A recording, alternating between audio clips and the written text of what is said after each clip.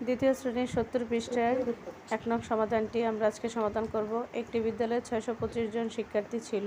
বছরের শুরুতে ২৭৫ জন শিক্ষার্থী নতুন ভর্তি হলো এবং ৩৫ জন শিক্ষার্থী চলে গেল।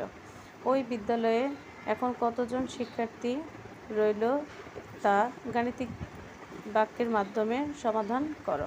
এখন আমরা সমাধানে চলে আসবো। গাণিতিক বাক্যটা হলো ৬২৫-এর সাথে ২৭৫ যোগ দেখাতে হবে এবং ৩৫-কে বিয়োগ দেখিয়ে ডান পাশ খালি ঘর প্রকাশ করতে হবে। এখন এখানে শব্দটা লিখে ৬২৫ যোগ ২৭৫ লিখে ৩৫ বিয়োগ দেখাবো। ৬২৫ আর ২৭৫-কে যদি আমরা যোগ করি তাহলে ৯০০ পাবো এবং ৩৫ পাশে বিয়োগ রেখে দেব। এখন ৯০০ থেকে ৩৫ যদি আমরা বিয়োগ করে দেই তাহলে দেখা যাবে যে আমাদের মান থাকছে হলো ৮৬৫। অর্থাৎ আমরা যদি একটু বিয়োগ করি তাহলে বিয়োগ করলে দেখতে পাবো ৮৬৫ জন থাকে। তাহলে উত্তর হবে ৮৬৫ জন। আশা করি সবার ভালো লাগবে। সবাই ভালো থাকবেন। আল্লাহ হাফেজ।